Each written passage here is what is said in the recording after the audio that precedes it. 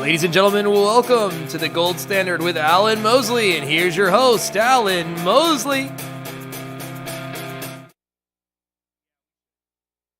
Good at this eventually. Yeah, we're going to get good at it eventually. But Suzanne, shh. This is the intro part of the show where they don't know you're here yet. Shh. Okay.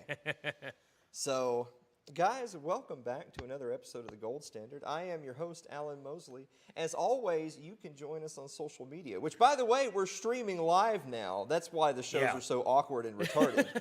Which is we're still trying to get our feet wet. Yeah, which is facebook.com. Actually, hold on. Listen. Listen to what? Actually, there's no audio, Blake. There's no audio. Okay, that's fine. So you should probably turn on the audio so people can hear us. Okay, I've turned on the audio. Oh, yeah, there you go. Yeah, that's us playing back again. Yeah. Wait, hold on. You showed Facebook. Yeah, I'm showing Facebook. Yeah. That's where you were, but then you went, so I'll go back to studio. So can people actually hear us now? Yeah, people can hear us now. Hold on, but let me make it so they can see us. There you go. So now you're watching us watching you. This is gold standardception right here. This is crazy. And yeah. People still can't hear us though. That's probably a good thing. So you should All right, I'll go back to normal. There you go. Okay. Now it's back on you. So you can stop that now. No, but I'm saying we have no one can hear this program. No one can hear it. I'm watching it live and listening to it, and there's no. Do you hear it? I hear you just fine. Okay. I'm hearing all the audio coming back through the computer, man. Okay. So I'm hearing us, hearing you. Hey, somebody, Trisha's there. Trisha, can you hear me? Trisha. If Trisha doesn't respond, we're literally canceling the show. Let me check the audio on the other side here. Let's see how long it takes for Trisha to respond. Suzanne, how long do you think it'll take Trisha to respond? Oh, Trisha says she can hear it. Okay, we're good. See? Told we're you. Good. Trisha! You guys lose faith in me. Trisha! Thank you. Appreciate it. All right. Trisha's not going to talk to us anymore. So you were saying internet louder. So facebook.com/TGS Alan Mosley is where you can actually be tuning in live and you can be chatting along. So basically it'll be you and Trisha talking about how obnoxious the show is right now if you log in. Twitter is @Alan. Trisha says start talking, bitches. Twitter is @Alan and Mosley, but you don't have to do any of that because you just go to our website, which is thegoldstandardpodcast.com. Today, we have a guest making her second appearance on the show. It is Suzanne Sherman of the Suzanne Sherman Wasatch Report / Cerberus Radio Network / survivalist expert / gun enthusiast / proud Utahn. Is that how they say Utah? Is Utahn? It's Utah, yes. Utahn. I thought so. It's not Utahnian or anything like that. It doesn't sound as cool as Texan, but that's what we got. Yeah. Well, there's only there's only a handful of states where it would even give you pause what they call, like Tennessee is Tennesseans, Kentucky is Kentuckians, Florida is Floridians, Texas is Texans, but Utah. I think the worst one of all has to be Connecticut. What do you do with Connecticut? Gotcha. I have no clue. Wait, hold on. You said Connecticut? Connecticut is the worst? Connecticutian? What is, if Kevin Gutzman were here, he would have the answer. I can text him. I think Connecticuters. What do you think? Is that good, Connecticuters? What a great beginning. Connecticans. We're going to go with Connecticans. But that actually has nothing to do with what we're talking about today. Not at all. Yeah, not at all. What we're talking about today, I'm actually really excited for this because, by the way, I don't know the story. Like, I'm actually going to be hearing the story for the first time, just like people in the audience are. Well, Trisha. So Trisha and Clay, because there's the only two people still watching, they're going to be hearing the story for the first time as well. So Suzanne, give us a little bit of background. So give us from the very beginning of what happened with your recent trek out into the Peopley area of Utah and what happened next. Well, in the state of Utah, unlike California, my former home, It is a shall issue state. So if you're a law-abiding citizen and not a member of a prohibited class, the state must issue you a concealed carry permit.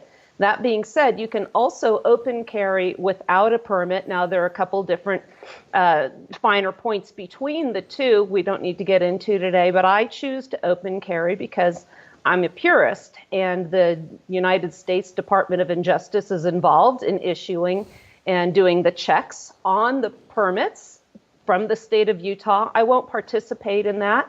The other thing is, too, for other reasons, it's very difficult to conceal carry for a woman in particular and still have quick access to your firearm if you want to. So there are certain areas where you're absolutely prohibited from taking your firearm, such as any kind of federal facility.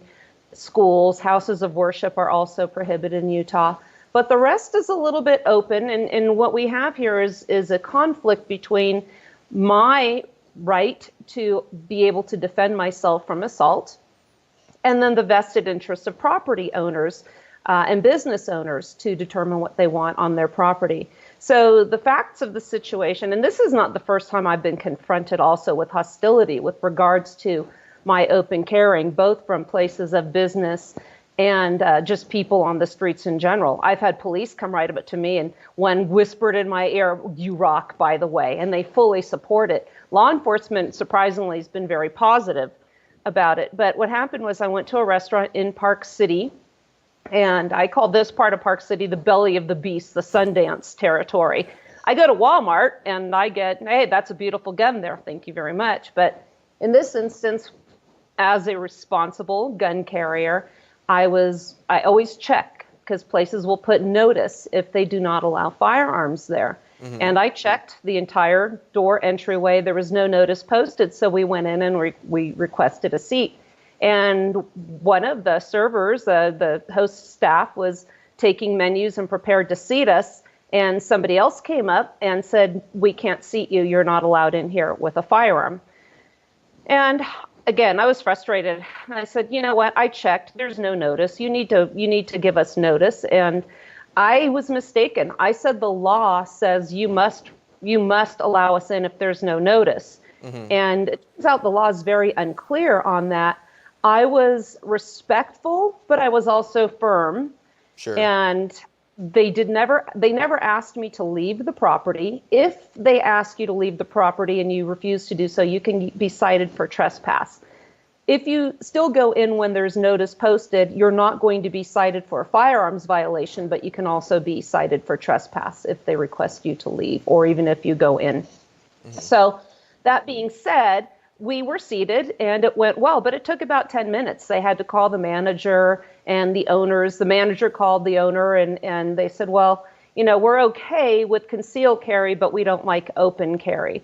I said, "Well, they're both the same in the eyes of the law in Utah. And so they eventually said, "Look, just sit down and be discreet with it." And I said, "I am. I always sit where if I'm in a booth, it faces away from the people." And so I ended up posting on Facebook that the business organization was unlawfully denying me my right to go in and be seated. I also put a review on their Facebook page.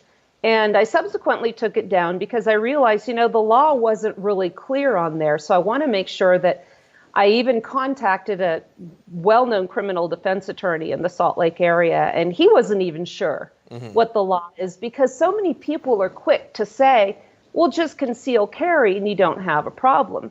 I'm trying to work within the parameters of the law, not because I think it's a good law, but I really don't want to be put in a cage for a year because I violated the law and have a Class A misdemeanor by having a concealed carry or a concealed firearm that's loaded. It's only 6 months if it's unloaded, but what's the point then?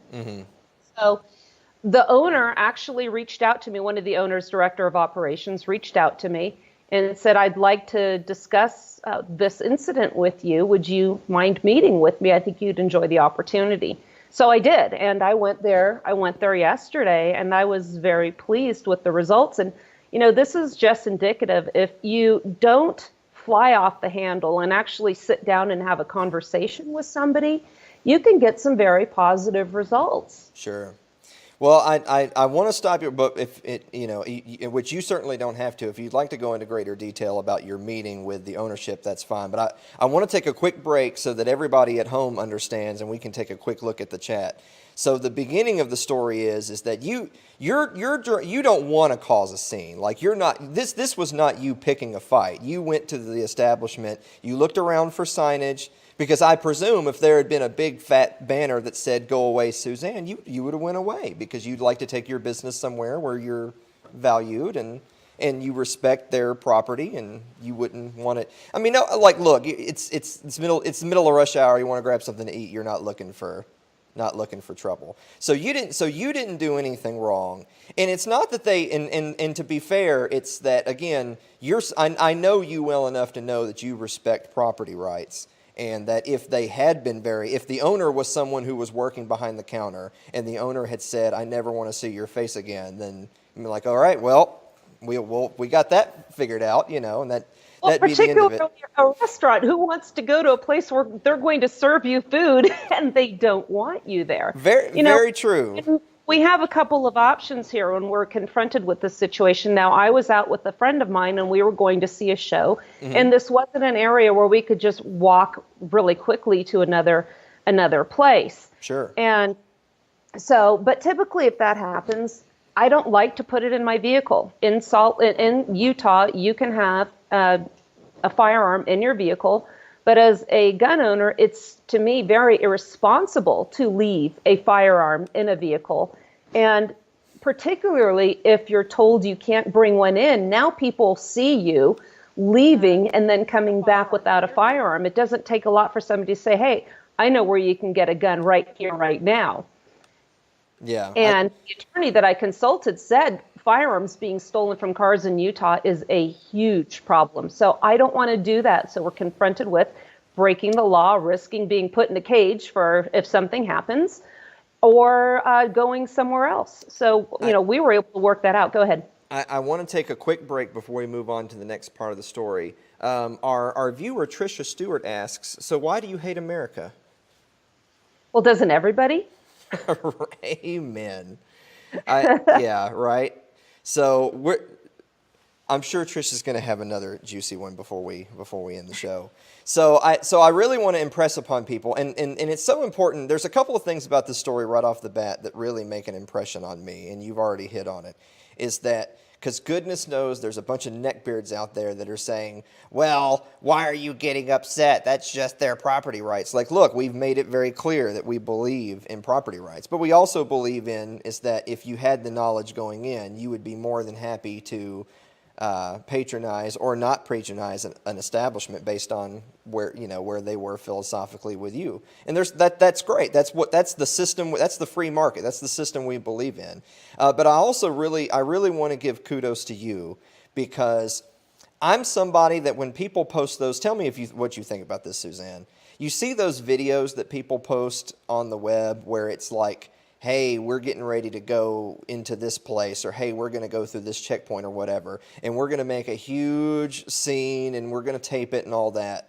Like, look, I get that that's a thing, and I don't look, if it's a police checkpoint and they're asking to search you or whatever, yeah, you should stand your ground and say, "Look, I know my rights. I'm not going to acquiesce to A, B, and C." However, there's a difference between standing your ground and looking for a fight. And I try to impress upon people that, as you've already pointed out, you can be principled, but you can also be pragmatic and say, "I'm not looking to go to jail today." And you may look. I know you're a lawyer. You know your rights, and you may very well win the case. But frankly, I don't want to have to deal with that, because I'm a regular human being that has work to do and responsibilities at home, and I can't be dealing with fighting the city or the county every 5 minutes. So my hat's off to you. Before you go to the second half of the story, my hat's off to you that you not only represented yourself well, but you represented people with our principles very well. You're not the crazy lady looking for a fight. You're the knowledgeable lady who's just trying to share information. And did you want to take the break before I responded to that? Oh, no. Go ahead. Okay, and that's what I informed the gentleman that reached out to me. I said, my My goal here is to be a goodwill ambassador on behalf of those of us that carry firearms. Take that as opposed to those idiots that were in, I think it was Chipotle, with their ARs in low ready. Absolutely stupid. And what came about that? Well, the guns were banned there. So again, in the state of Utah, we had the discussion, how do you reconcile the Utah state values with the California values, New York values that have crept their way into Park City? And so what the restaurant owner told me, so, he's in a very unenviable position. He cannot make everybody happy. Sure. So what is he to do? And I will say he was very like-minded, and he had to consider, though, his customers and his staff. And I really appreciated his reaching out to me, because if I never come back, that's not going to hurt his business one iota. They can just make it known that. And he said, look, I get law enforcement coming in here. I welcome firearms. And and he had said, you could have worn yours when you came in today. And I said I wasn't going to come in here doing that, because I know the wishes and I know that this was the point of why we're having this meeting. So I opted to respect you and not come in from a point where I'm seeking to show my dominance and my moral superiority, if not legal superiority, in this issue. So the conversation only got better from there. So at this point, what do we do? And in response to some of the knee-jerk libertarian responses, well, it's their property, they can do what they want. In the perfect libertarian utopia, absolutely correct. In the real world, the pragmatic world, and this is what I told the gentleman, try telling your patrons here that they can smoke at the bar. No, they'll get shut. Try denying people of certain colors or religious persuasions that they can't come in. You can't do that either. In fact, the very entity couldn't be in operation without permission from the very government. So, when you say it's their property, they can do whatever they want, that really isn't the case. So going forward, how do we come up with a solution that doesn't involve more government? And that was the topic, really, once we came to the understanding that we were of very like minds. Now, how do we resolve this situation? With him welcoming me back in there, and he said, if I had been present, I would have let you in, no problem. But we don't have the clarity. So really quickly, the way the Utah Code discovers where you can carry a firearm, this is where I started earlier, the places where you cannot. It's really dicey with regards to public streets require notice. Private residences, notice can be given either to the person carrying the firearm verbally or by a sign. Well, here's the issue. A business open to the public really doesn't fit into either category. So legally, they were completely within their legal rights as well to turn me away. They never asked me to leave, so I was within my legal rights. In fact, I asked to continue on in the property and use the restroom, and they allowed me. Once the manager said, yeah, let her in, go ahead, then everything went well. I didn't brandish my weapon because my food wasn't perfect. Everything really went smoothly. So, and we as gun carriers need to be responsible and convey that good message. So because he didn't have to put the notice up there, how do we reconcile this? So as I was thinking about this, I came upon, we really treat in other areas of the law, for instance, negligence. We treat private homes differently than we do places open for business. So in a private home, the people that come there are called licensees. They're there for social reasons, and you have a duty to warn them of anything that could cause them harm when they're on the property. A business entity open to the public, when the public comes there to do business, we call them invitees. You have a higher duty of care to them. You have to make safe, not just warn of any dangerous issues that you might have there. So I kind of thought, well, how do we apply that to the situation we have here? Because clearly we owe the public that can come in a higher duty of care, courtesy, and notice than we would a private residence. So we came up with some possible solutions. The one that I absolutely do not seek is getting the government involved, saying, well, they have to post notice. I don't want that. Not looking for that at all. The situation or the scenario we both agreed would be the ultimate solution, which unfortunately our governor capitulated to law enforcement and denied it, was permitless carry, where anybody could carry without a permit. So I could just go into a restaurant like this, depending on the neighborhood where I am, and avoid the confrontation entirely. I'm not an advocate of keeping something in your purse for a long period of time, but if I had to do that shortly, I would prefer that over the liability to me if I put it in my vehicle and it was taken. The other scenario was possibly having a sign that they posted voluntarily that said, this establishment respects the firearms laws of the state of Utah. Do not be alarmed if you see somebody open carrying and their behavior is otherwise respectful. Downside of that is it brings the issue up where it might not be one in the first place. He said my circumstance was the first time he'd come across this. So what he also said was, I think I will try to educate my staff, because he can't hand out a flyer to every patron coming in. And it's not his obligation to make a stand on this issue. He's in the business, as I told him, to provide a service with great ambiance and food, and that's what they do, and great service. Mission accomplished. It's not up to them to fight this fight for me. That being said, it is perfectly reasonable, and he brought up the suggestion of a meeting with staff and have some procedures so they understand what the law is in Utah. And rather than focusing on the gun somebody might have that's visible, focus on the behavior. I was just on another podcast called Loving Liberty, and the host said, I assume you didn't, stomp on in there looking like you just came out of Mogadishu, which I thought of you right away, because if you're Yes. I said, no, I just had a blouse, jeans, and boots on, and I tried to be discreet, and I even wear clothing that the gun doesn't stand out, neutral tones and browns, and so it doesn't just stand out, and did everything I could to be discreet. So educating the staff, if they do see somebody carrying and their behavior is otherwise respectful, they're not drinking too much, it is illegal to be under the influence and be in possession of a firearm.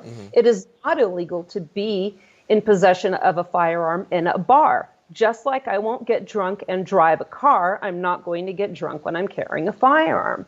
So focus on the behavior and not the firearm.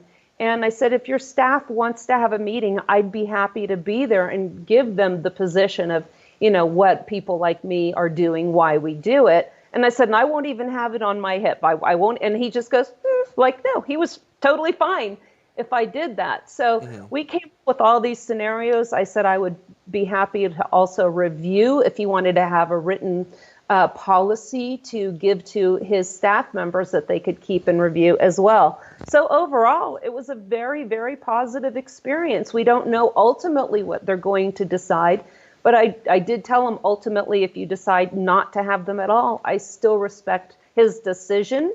And if I did go back for the food, which was phenomenal, I wouldn't even conceal carry a firearm. I do respect their property rights. Sure.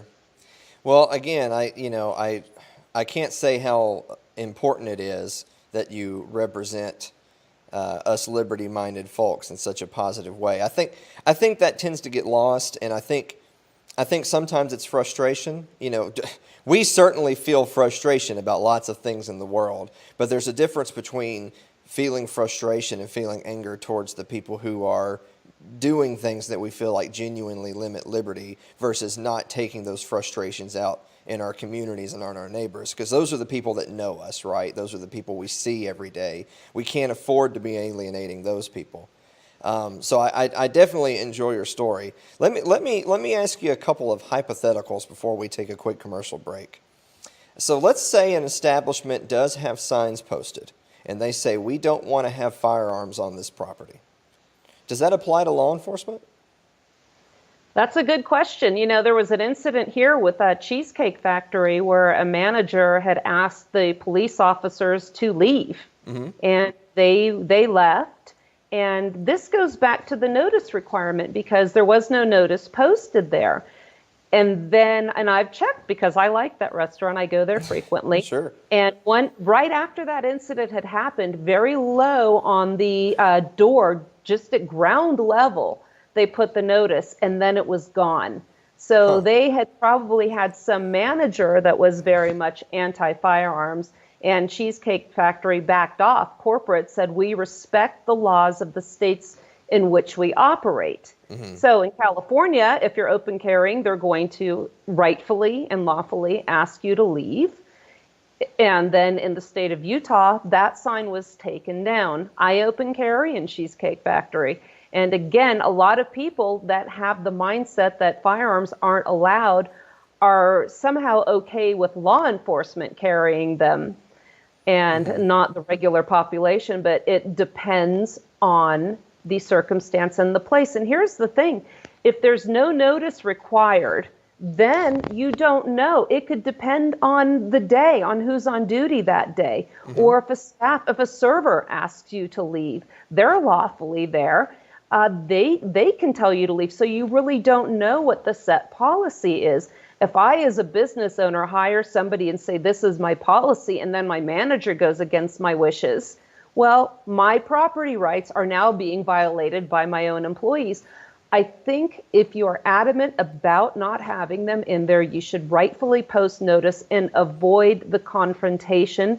It was embarrassing to me. Sure. It was uncomfortable for them. And I told him, I said, the manager was very respectful. And he goes, oh, I thought he was the one that made you feel bad. I said, no, it was actually another employee. And he said, oh, I know who that was. And he was actually a veteran who was kind of very adamant about following his orders, and he knew what the boss felt. But the other one was very conflicted because he knew the owner's real sentiments, and he knew, again, how I was behaving. So eventually they just said, yeah, go ahead and let her in. But the owner asks, can you please be discreet about it? And I said, yes, in fact, that is my policy. Now, we, as people that do open carry in particular, do have a higher duty, I think, to be goodwill ambassadors and not be snarky when people question us if they're polite. I've been cussed out in parking lots and, ignore them and walk away from them.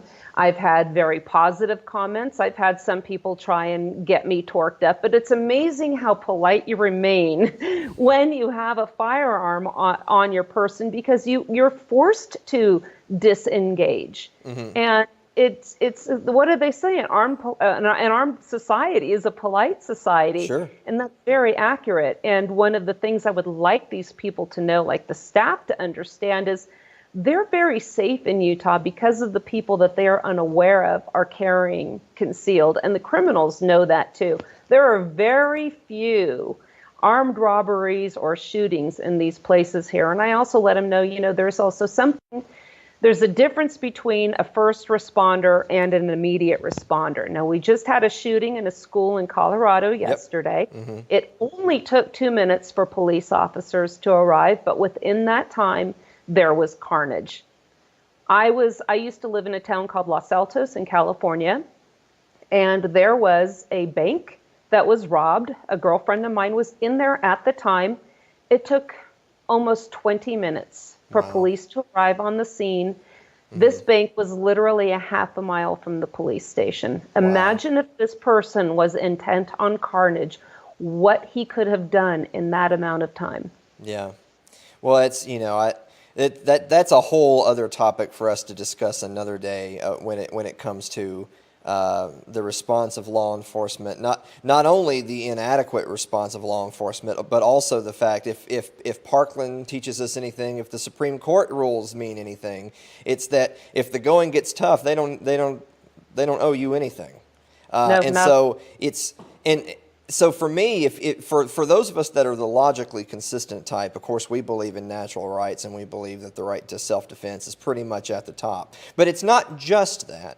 It's also that if you're going to be logically consistent and you're going to say that, well, look, the cops may show up 40 minutes from now and they don't have to risk their life for you, then I would say, okay, then I'd better do it myself. But you can't deny my right to self-defense and deny to protect me at the same time, because that's lowering the value of human life, right? Like, I mean, in a way it is.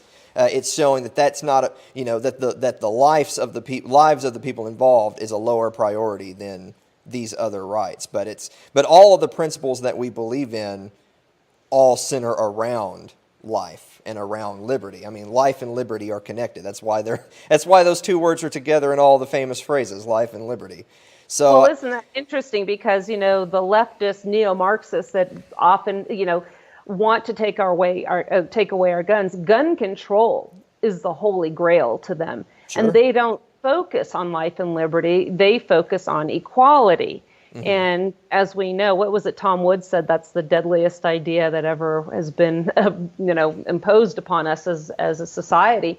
So, we really have to, again, work within the parameters of what we have with the demographics, the ideology of the people that are in Park City. And again, kudos to this gentleman for entertaining, my opinion and wanting to take it into consideration and not just say, I can sacrifice that customer. Mm-hmm. And we've never had to deal with open carry. We never will again. This simply isn't worth my time.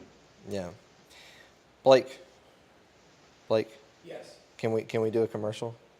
We can do a commercial. We can do a commercial. Suzanne, well, before the commercial, Suzanne, give us all the places that people can follow Suzanne Sherman. Oh, I appreciate that. I do have a website. That's a new development since I was with class. It is SuzanneCSherman.com. And if you go there, you will find all my published articles, many of which have been from our good friends over at the 10th Amendment Center. Mm-hmm. And then I have a series of blogs. I'm due to put out some more very soon. And then the social media bar will take you to the Service Radio Network's YouTube and SoundCloud pages, and also on Facebook, of course, Suzanne Sherman's The Wasatch Report radio show. Well, there you have it. And I believe yourself and the Wasatch Report are tagged in today's episode. So there's no excuse for you to not click the highlighted blue letters that say Suzanne Sherman's The Wasatch Report. We can't make it any easier than that. You just have to go. If you're watching this right now, it's right under there. So there you go. Suzanne, thank you so much for being on the show again. Enjoyed it. Thank you. Thank you. Guys, we will be right back after this break. Hey, did you see the playoff games last weekend? Oh, you're into the sports ball game. Sports Ball with Mike Meharry and Alan Mosley. SportsBallPodcast.com. Sports ball is not a libertarian sports show. It's a sports show done by a couple of libertarians. For when you need your bread and circuses. Your ad could be playing right now, reaching thousands of potential customers. Sadly, it's not, but it could be. Find out how to be an advertised sponsor for The Gold Standard with Alan Mosley. Email us at tgsalanmosley@gmail.com. I mean, most of the comments from our live chat are just Trisha Stewart yelling at us. But to be fair, I did yell at her. So there you go. But I see a lot of our friends join. I see Tom Arnold is watching. Hi, Tom. Hody Johns is watching. No, Trisha probably left after I yelled at her. So that's totally my fault. My bad for that. But I wanted to say really quick, guys, check out the other 3%, which is at the other 3%. 3 is the number, percent spelled out, on Facebook. It's facebook.com/the-other3%. That's where I get some of the most outrageous articles, memes, things like that nowadays. And they're so generous to us, they actually share this program. Can you imagine that if you went to the other 3% right now, you would see a guy in a gray suit screaming at the camera, Trisha! You could get that if you went to theother3%.com. And I wanted to pull up the meme they had. It's such a good one for today, since we have Suzanne with us. It's got a picture of Kevin McAllister from Home Alone when Macaulay Culkin was a little boy, and it says when a van full of ATF agents pulls up to your driveway, and it's a screenshot from him from the movie that says, "This is it. Don't get scared now." Suzanne, I hope you know that when we tagged you in today's episode, and we put the little description, it says that Suzanne's coming on the show today to tell us about her recent shooting rampage. So I just want you to know that that's what the show notes say.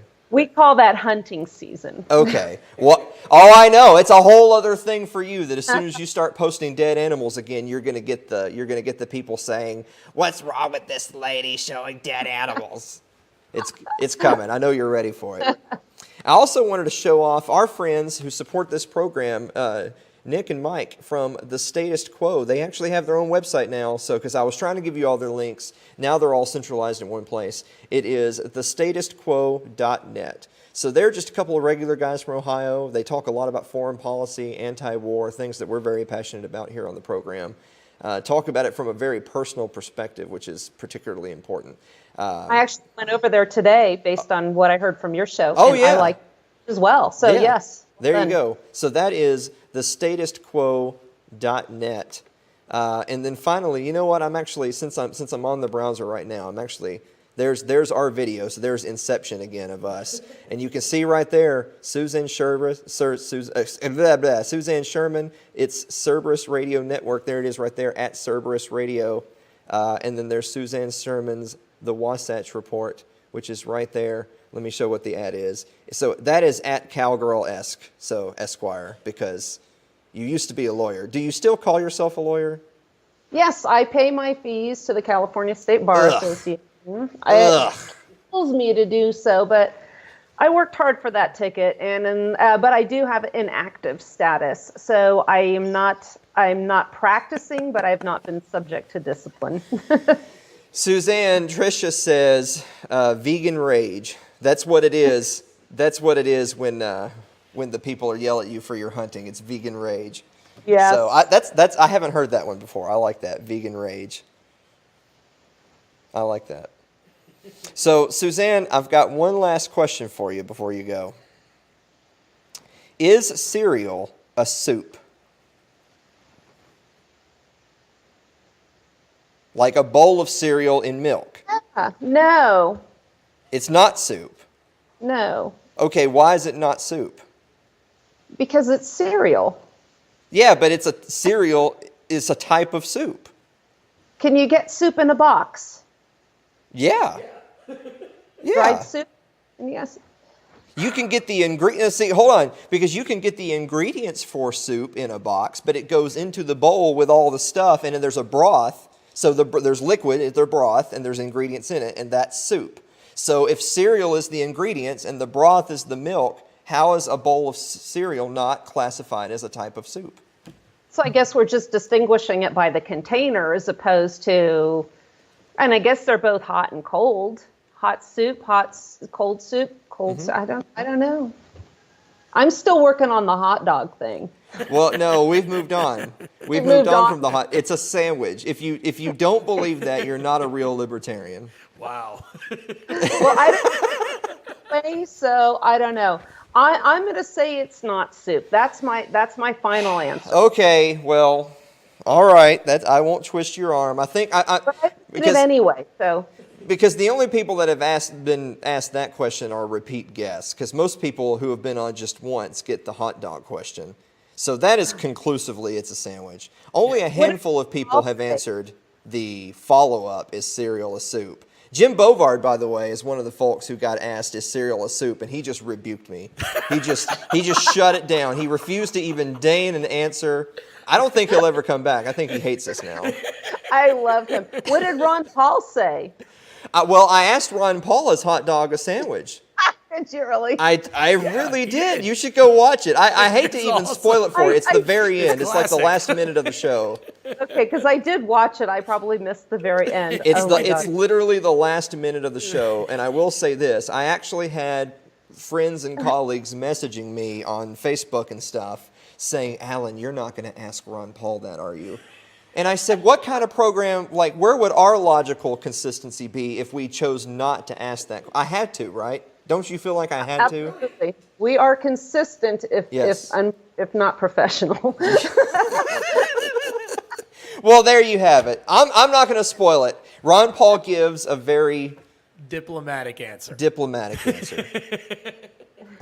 that's all I'm going to say. Has to be expected. Suzanne Sherman, thank you so much. I loved it. Thanks for having me. Guys, Facebook.com/TGS Alan Mosley. Twitter is at Alan and Mosley. You don't have to do any of that. It's our website, which is thegoldstandardpodcast.com. And also go to our Patreon. Give me money, otherwise the show will keep being like this. If you want it to be better than this, I need money. Suzanne won't come back. Suzanne's never coming back on this program. It's such a disaster. You'll never see her again. If you want Suzanne back, you got to go to patreon.com/TGS Alan Mosley. Who doesn't love a good train wreck? Yes. Suzanne said, look, Alan, if you can't get 50 patrons, I'm never coming back on this program. That's what she said. So there you have it. So guys, thank you so much, and we will see you next week.